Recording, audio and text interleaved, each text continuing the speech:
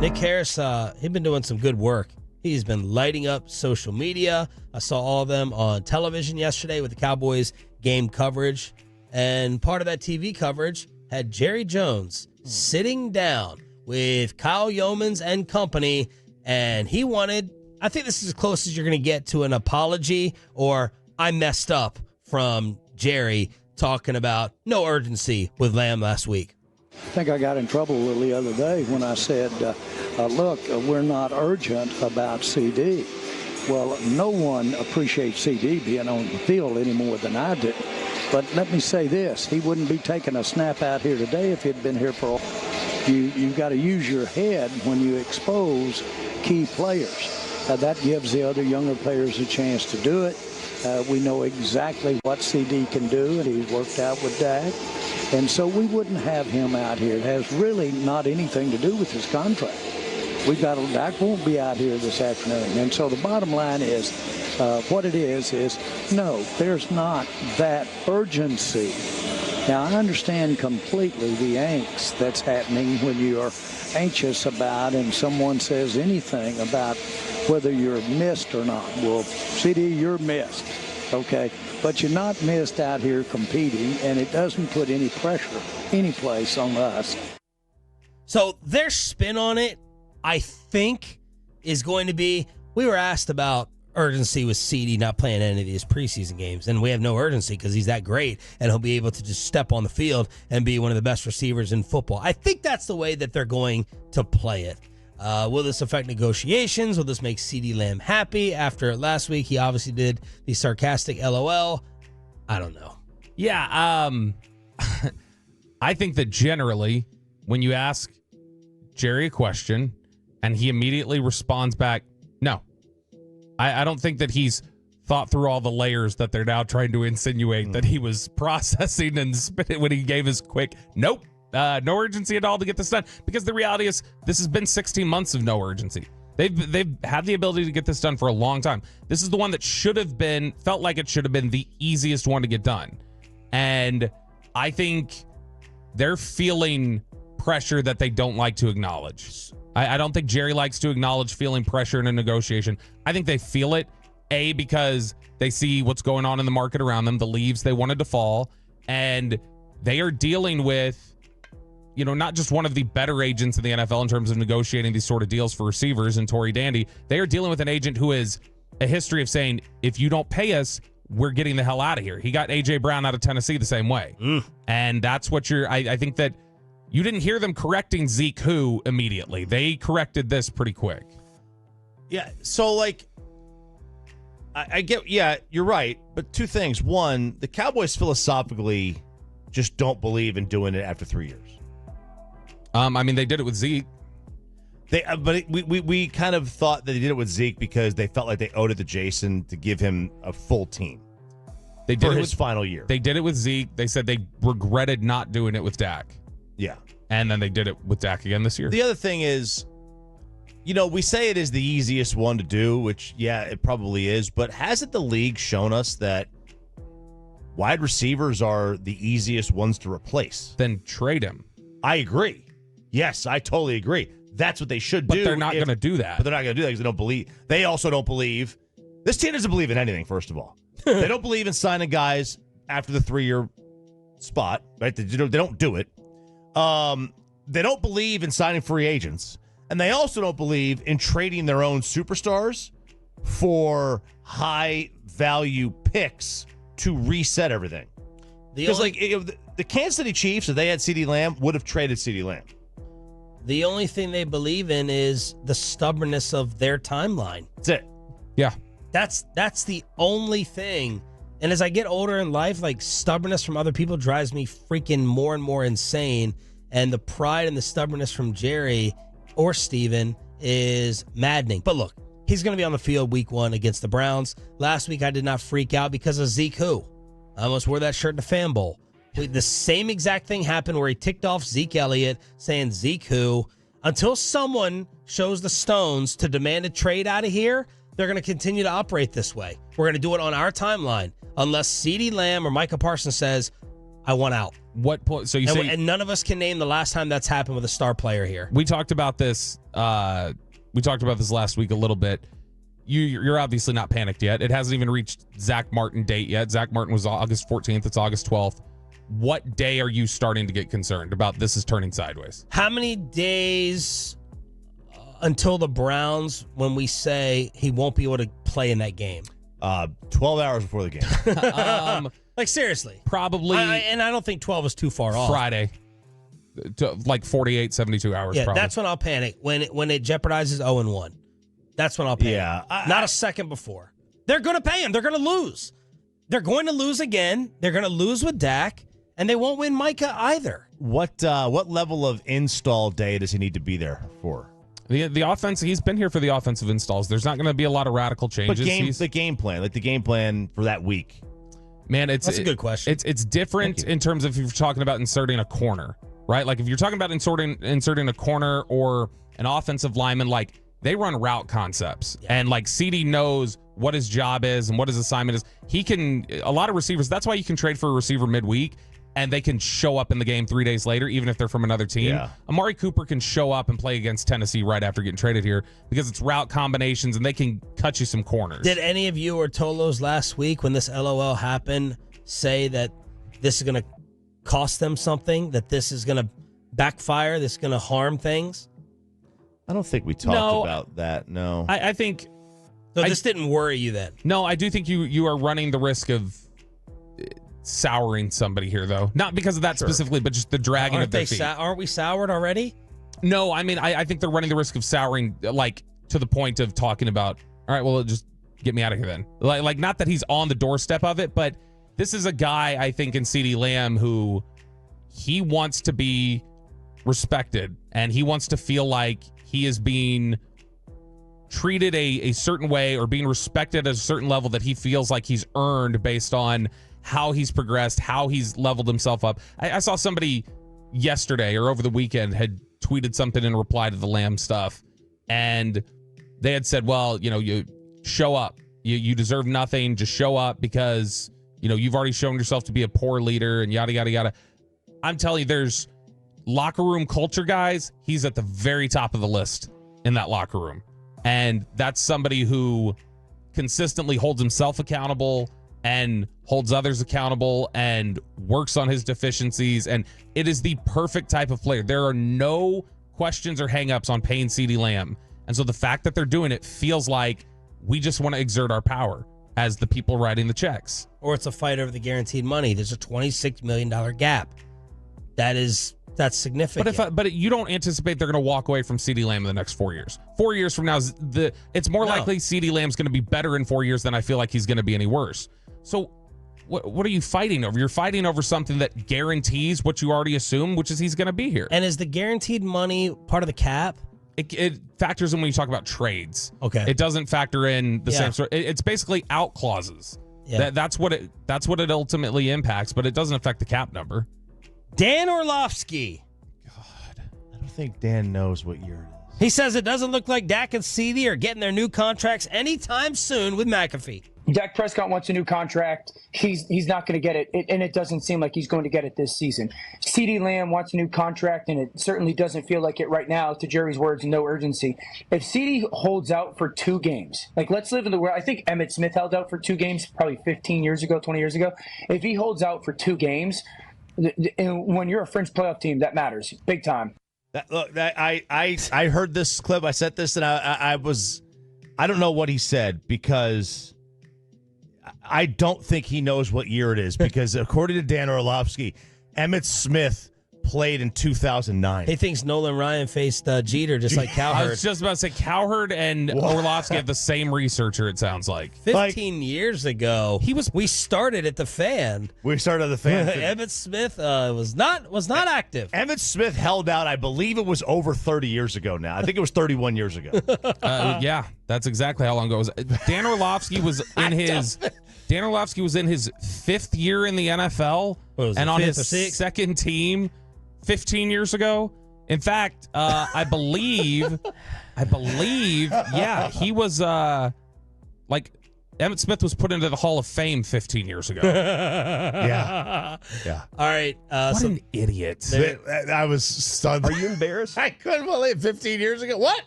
15 years ago? This is like, but this happens to all of us, right? Yes. I still think like 15 years ago is 1980 or 1990.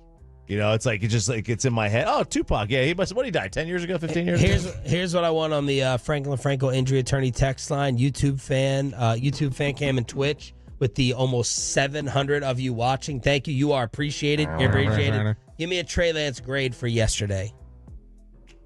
877-881-1053. I want to see them flying up and down on the fan text and YouTube. Trey Lance grade. D. Ooh. I mean, he made 3 plays with his legs. Otherwise, it was not good. I'm not results based. I'll say C-. Okay. Daddy P, C-, MY, D, Daniel, D, Alex, Mac, B-, DT, D, Tanner Smith, D-. If you believe if you believe in grading, like Tolo Chris, C+, TP, C-, Night Train, D, Trey Davis, C+. So we're definitely in that C-D range. if you have a baseline, like just a flat, Not Lamb. here's the standard. Here's the standard for the grade. Okay, and you got to meet this grade, and it's the same for everybody. Then it's a D. If you're telling me Trey Lance related to expectations and what we saw from him in Oxnard, it's a C. Because it's exactly like what you would have expected based on what we saw out in California. Grade him on a curve.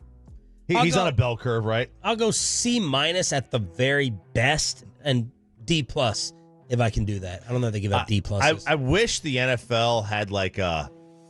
I wish the NFL and the CFL had like a. Let's go stash him there. Yeah, I mean, look, if they could, they've got the practice squads, obviously, but I mean, you can't. It's not easy to just expose somebody or have a minor league develop. There's been a big push for there needs to be some sort of developmental league. You've got to be able to develop your Trey Lances of the world and make sure that you're taking these ultra talents and letting them get the reps they need so that you can breed these stars, essentially. Here comes Mike to dunk on the Cowboys. Not dunk. Did the preseason game go so bad that on ESPN right now they're showing highlights of the Packers destroying the Cowboys in the playoffs, and they're already putting Bill Belichick as the head coach of the Dallas Cowboys next year? Because that's what Asante Samuel said. And every day, every evening, they're like, please, God, somebody just say something about the Cowboys. Like, you could, if you're a former player or coach, that'd be great. If you're even kind of connected to the NFL, that'll work just fine. Please say something about the Cowboys. And he did. He's like, I think Bill Belichick is going to coach the Cowboys next year. And they were like, yes, we got a bunch of segments taken care of. So that is still one of my questions. I think I've asked you this, Kevin. Is that going to be over Mike McCarthy's head all season long? See, I think it's the first preseason game and it's being brought up. But I also think that would be the case if he had like 2 or 3 years left on his deal. I think this exact same conversation is happening. I don't think it's Why happening. not Sean Payton? I mean, because he's doing so great. Yeah, but like Jerry could go get him. You know, he could just go trade picks because for he's him. the same as Mike McCarthy. I just came up with Mike likes it. I've been thinking about this for a while. Nice. Mike likes 2 it. hours and 40 yes. minutes. At 12:45, I'm going to tell you who I think the next head coach of the Dallas Cowboys will be next year. Okay. I'm looking forward to that. Can you just talk about the Dirk thing instead? No. I think that this will be. I'm going to tell you something. I think I'm you in guys on will this be entertained content. by this, Interesting. and I think that there is a strong possibility of this, and nobody has brought this up. Literally, I will be the first person to bring this up. I think, unless I you think guys, I know what it is. Okay, I there you go. think Because I I've told know you what it before is, what I yeah. think, who I think the next head coach will be. But it's 12:45. And I do think that this is a strong possibility. Is he suggesting that Tom Landry has been frozen all this time? I can't and they're say gonna until bring him 12:45. I know the answer. That's my guess. But I can't say. That's my guess. One way or another. Let's go to cut number 1. And hey, the offense did some stuff. Now Lance in, Cooper back to throw, deep ball left, Jalen Brooks at the 15-yard line. One-on-one coverage by Cameron McCutcheon, a rookie, and Jalen Brooks with a big play, and that's 43 yards and a first down.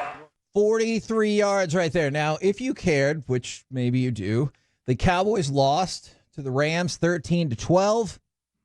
in the preseason opener. They have not won a preseason opener since 2017. When was the last time they scored a touchdown in the preseason? Hey, Brandon Aubrey looks good. That was expected, Kevin. Eric Scott got an interception. Jalen Brooks made that big catch right there. Brandon Aubrey should get the Brian Anger treatment next How did week. we punt? He didn't punt. Brian Anger decided to take the week off. We went forward on fourth down every time. Oh no, Tommy Townsend was kicking the mess out of that ball. Was the guy. But we did go for it a few times on fourth down. That is true. So my question, and I feel like Corey is not going to feel great about this. Actually, I think I'm wrong. Cowboys, if any, earned a spot on the roster thanks to their preseason performance against the Rams. And this is, of course, Cowboys who you didn't already think were okay, because I was going to say, like, Cooper Beebe was really good. But I already considered him on the roster. Okay, all right. So these are guys that weren't probably on the roster for Eric you. Scott got an interception. Eric Scott, he also got picked on a little bit and had the dumb play where he had the penalty for not hitting somebody out of bounds. Yeah. And Stetson Bennett went after him a few different times and was successful there. He wasn't as sticky as I wanted him to be, but he was physical, and then he did get the interception. That's one of those questions where I'm like, okay, was that good? Because that's a very competitive position. Like Butler had to play down the sideline. It was the kind of the Jalen Brooks 43-yard play that we saw too, where I thought it was a pass interference. They didn't call it. He got his hand right over the shoulder, right underneath the neck, and made a good play there. There was some really good play from the cornerbacks in this game. So I thought that there were a lot. I don't think anything was resolved in the backup cornerback area for me, Kevin, because I think everybody was pretty good. Were you fascinated at all to see our guy T-Billy on the kick returns? Because, look, we've been advocating for him making the team. I understand from a numbers point of view, it could be tough for him to make the team outright as a wide receiver. Did that pique your interest at all? You're like, hey, maybe this is the way he figures it out. Before we answer that, I did watch the first half. Okay. Well, what did you think? Here's my question based off of what you just said about T-Billy. Do you think the majority of teams are just going to kick it out of bounds or kick it through the end zone and just start at the 30? Fascinating. Yeah, I have a lot of questions about it because. But that's when I saw the first half. I know that's not answering your question, but it feels like maybe teams are just going to be like, we're not going to try to hit it in this zone. We're just going to start on the 30. Yeah, I mean, like the Chiefs are still figuring out. Please tell me you saw that. No, I did not. I know the Chiefs and Jags. They like kind of grabbed the ball at the 1 and then took a knee, but he was in the end zone, and so it was a safety. And awesome. So, like, not everybody's gotten the rules figured out. My Duncanville guy, I think Barry Foster, by accident in the early 1990s, he went to Arkansas. I remember asking Stephen Jones about him as a teammate. He's like, Arkansas's best player. He's like, I don't even remember who I'm talking. I was like, were you even on the team in Arkansas? Like, Barry Foster was your best player. Barry Foster forgot the rules and thought it was more like a punt and it was a kickoff and let the ball roll into the end zone and thought like, well, it's a touchback like a punt, except the other team went down and got the ball and they're like, touchdown other team. I saw. Go ahead. Just as long. Hey, hold on. One more thing, Corey. I was at a Fort Worth Nolan John Paul II game once, and it was like 42-0. And this John Paul player. Because John Paul was up so much? No. All right. And this John Paul player fielded a kickoff at the 5, saw there was no blocking for him. He backed up into the end zone and took a knee, which is obviously a safety. And then they threw a flag and said Fort Worth Nolan was offsides in the kickoff. And I was like, what? That was like 15 seconds ago. Dude, they had to bail that kid out. That's also how I felt at the end of the first half. I was like, come on, just end this first half, please. T-Billy, yes, Kevin, but I also was sad that I didn't see him enough in the getting actual offensive snaps. Fair. But I feel like maybe they were like, look, we got this Brooks kid that we drafted that was been on our practice squad that we wanted to see how he does. We got Cropper doing well, so we want to see how he does. Maybe it just wasn't available to him. Maybe they were like Trey Lance, who are the dudes that you trust, and we're going to give you an opportunity to work with these guys the most, even if you're not going to throw to them and you're barely going to get the ball to Rico Dowdle out of bounds over here or Malik Davis. But I felt like I wanted to see more of him in the offense. Maybe that'll happen next week. Is it weird, and maybe it's because you gave up something for him, maybe it's the position. Is it weird at a time where we're like, man, you're going to maybe get rid of some players you really like, that it feels like Trey Lance is on the team no matter what? As your third quarterback? Yeah, it is weird that you're basically like developing a quarterback in real time, who's had a chance, was a first round pick, but that's always been said. Those guys will continue to get those opportunities because of where they were picked and because somebody saw something in them. Jerry Jones says this all the time, doesn't he? Sure. If you've seen them do it once, they can do it again. And they have a history of taking former first-round picks and using them and getting them to something. I think, Kevin, honestly, what Trey Lance did or did not do on Sunday was probably the best thing for him. Okay. It was neutral. Okay. It was nothing flashy, and if it was flashy, what would we be arguing about today? Hey, man, he looked really good. And then people would go, it's a preseason game against third stringers. And so there's no controversy there. He didn't make any real poor mistakes where he threw lots of interceptions or anything. He was just a mid quarterback that still has work to do. He looks like he's a training camp quarterback. He didn't throw the ball very far either. He didn't. I don't know why he didn't uncork it. He never did uncork it and let it go, and I was kind of upset about that because he's got a big arm. Even when he had the chance, Mike McCarthy was like, just throw the ball down the field. Yeah, just the Hail Mary right here. Just throw it down the field. He was like, check down, baby. And I was like, I don't know, man. So, yeah, I would like to see a little more of that. The old Alex Smith game. Yeah, exactly. Exactly. Maybe he can run for 65 yards for the touchdown. What about the first play of the game? Rico, for 8 yards. That was good. Running game solved. I'm not lying. Rico Dowdle looked pretty good. I'm sorry. He looked pretty good on his carries. Negative Bassick on the Cowboys again. One less yard. Who was that? That was right behind. That was right up Brock Hoffman's backside too. So what? Hey.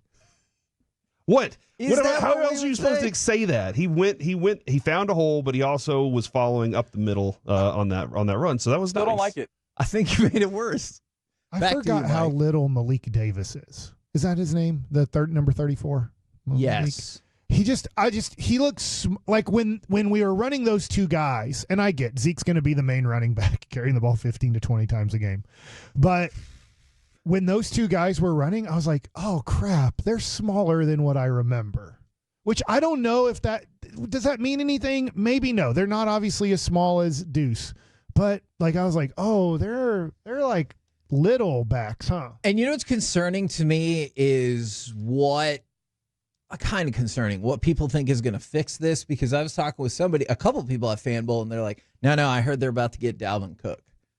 And I'm like, okay, Dalvin Cook was not good last year. If you're like, trust me, though. Adrian Peterson still available? He's going back.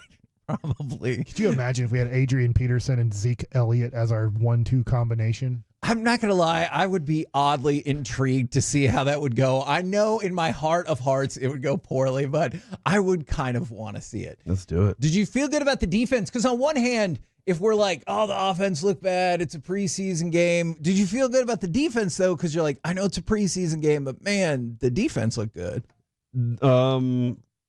Yes, there were things I liked about the defense and things I also did not like about the defense.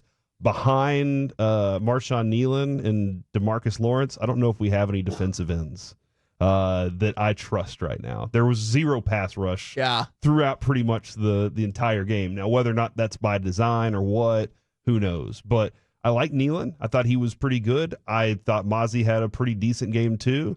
Chauncey Golston, Kevin's favorite player, looks really like he's excited to be out there and play. That might be the difference for him. DeMarvion Overshown gave us exactly what he gave us in the preseason last year. And so, Clark was flying to the ball too. I thought the defense, the way that this defense is going to be constructed, very sound within its scheme. Go do your job. It's going to be a pretty good defense whenever all the rest of the talent's out there too. Well, appreciate everybody who, of course, tuned in here on your home of Dallas Cowboys football 105.3 The Fan. Excellent work, as always, Eric and Brian on the pregame. And then Broadus and myself drove you home. We had the halftime and the postgame show. Everybody that called in, shout out to Big Jim who called in. Hey, we got a call from Kenny and Quinlan as well. Nice, dude. GBag Legends. Yeah, a couple of GBag Legends. Plant that GBag flag there on the Dallas Cowboys radio network every chance you get. It was a blast. I mean, the end result, obviously, you take the L, but some good teaching moments. And Brian, you just gave us the scout's eye of how the tape looked. 877-881-1053. In just a minute, we can do a little stock up, stock down on some players that maybe hurt themselves, help themselves make this 53-man roster. And Tolos, I'd love to hear your thoughts as well. But It was quite the night for Babe Laufenberg in the booth next to Brad Sham as they were reunited. And, well, it seemed like they were in midseason form, especially Babe, as he had the crystal ball working for him last night. The Rams driving at the Dallas 19, first down. All right, you ready, Brad? Yep. Eric Scott has had a little bit of a rough time at corner today. Yep. He's going to make a play. All right. He's going to make a play. Here comes 2nd and 10. Still at the Dallas 19. Snap to Bennett. Lots of time. Deep to the middle. Intercepted again. At the 10 by Eric Scott. Babe calls the play. Scott makes it on the field and runs it out of bounds.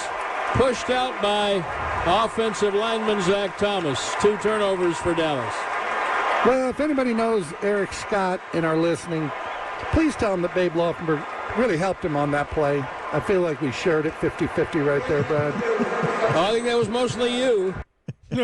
That was great, dude. Midseason form. Put in the call, and then he did it again at the end of the game as Stetson Bennett threw what we thought was his 5th interception. That ends up being taken away due to defensive holding, but he still had 4 interceptions. And Babe said, "Yeah, you should have had 6." Yeah, I'm sure. And then Babe goes, "Well, he's got 4 picks. Watch him go down the field and win the game." And then what did Stetson Bennett do? 4 seconds remaining, throws the game-winning touchdown. So hey, shout out to Babe Laufenberg. That's just in his DNA, dude. He's just a winner. That guy, Stetson Bennett. He had. I don't know if Babe had the script or what was going on there, but he was feeling it. I'll tell you what, it bodes well for this year's installment of Two Guys, One Booth. I mean, if that's the type of Babe Laufenberg we're going to be getting week in, week out. I mean, I know he's coming out of the gates hot right now. He's hydrated. He's got the fresh legs. He's feeling good.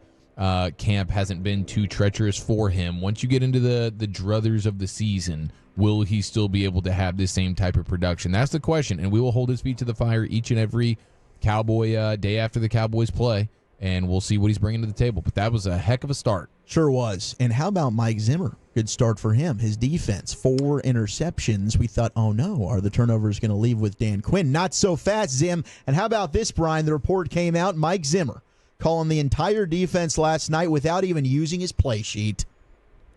Played 70% zone. He wasn't really dialing it up schematically. He wasn't dialing it. I mean, yeah, there were a couple of times I think I could say there was 70% zone, 30% man. Didn't blitz a whole hell of a lot either. There were a couple of times where he brought some guys, but it wasn't anything like what he has been known for. Played him pretty straight up and just kind of said, okay, let's find a way to get our guys. I'll tell you who had a nice little game for your Dallas Cowboys was the rookie edge, Marshawn Nealon. Marshawn Nealon, number 1 on the stock up for me. Is doubt. he? Okay. He was brilliant, right. and I agree with you on the stock up. What did you see from him when you went back and reviewed the tape? Well, they had him playing both sides, but what you got is a guy that he's got the ability to extend. He's a lot longer guy than I thought with the range and stuff. And when there were a couple of times where he was able to get his hands quicker on the blocker and then control the blocker and then get rid of the blocker and then go make a play. So, yeah, it was pretty impressive. And then the pass rush stuff, it was like always worried about him just kind of rushing down the middle. Did a really good job of getting to that edge and then trying to close some things down. Ball was out a couple of different times. But, man, his ability to play the left end, the right end, I think was pretty impressive in that game. I thought he was brilliant. I mean, his ability, we talked about it, to be able to translate the good practices in Oxnard, and then he carries that over in game. His ability to sniff out and blow up a couple of run plays there. Look, I mean, we mentioned this last week, but it stinks that you lose Sam Williams, especially from a pass rushing standpoint, and that was something that was lacking a little bit, was the general pass rush from rushing 4. But having DeMarcus Lawrence and Marshawn Nealon possibly as your 2 edges, if you're going to move Micah around a little bit, I think is going to make, at least when it comes to setting the edge against the run, you're going to be much better that way. Do you think you got better overall? Are you willing to go that route? No, because the depth factor of it all brought us. I mean, just go player for player. Player for player. I would say yes. I'll take y'all's word for that. I just think all around. I feel like to me that there's things with Sam that are really good. The pass rush stuff could be really good. The chaos that he can cause is good, but how buttoned down is he going to play all the time. Yeah, the penalties and getting caught up field. This you get out of your rush lanes. Nealon, when you watch him play, you could tell he's trying to do what these coaches are asking him to do. So the way he plays the run, the way he plays with a little bit more power, I don't think he's the pass rusher, but he's got some Tank Lawrence to him when it starts to talk about the ability to do both, rush the passer and then play the run. I'll tell you what they did. They put Golston in too a little bit, and he showed up. I think he's better as an end. They need to find some spot, and maybe I was kind of thinking that they were going to, that with what they were going to do with Huggins was going to be the backup, maybe be a backup 3. Huggins was not good enough yesterday. Oh, no, he was bad. He was not good enough. So if they could figure out who the backup 3 is, and then be able to move Golston a little bit, that might help them overall with some of their depth. Another stock up that for me was Marquise Bell. I mean, the guy was brilliant, led the team in tackles last night, had that interception. I mean, he was probably your unsung hero a year ago, playing out of position, holding down the linebacker spot as well as he could. But, he's a guy, and I mentioned this last night when we were talking about it, Brian, you can't keep him off the field. He's always making plays. Well, yeah, if you keeping him off the field would mean that somebody like, Wilson's playing at a very, very high level. The questions that we have were, how well could this guy cover? And if he could cover, then how competitive would he be? We got maybe that Wanye Thomas, and Wanye Thomas got some good run yesterday, but he didn't show up like Bell. But whoever was going to play opposite Hooker had to be able to cover, had to be able to play with some range. The fact that Bell shows the toughness he does and his ability to tackle, that's kind of when I keep throwing him out there and seeing how that's going to roll going forward. How about the rookie Kalen Carson? I know you brought him up, Dawson, during crosstalk. Yeah. But I know Chief loves corners that can tackle. He tackles. I would love to get Brian's thoughts on that. 6 targets, 6 catches, boys. That's got to do a little bit better there. Okay.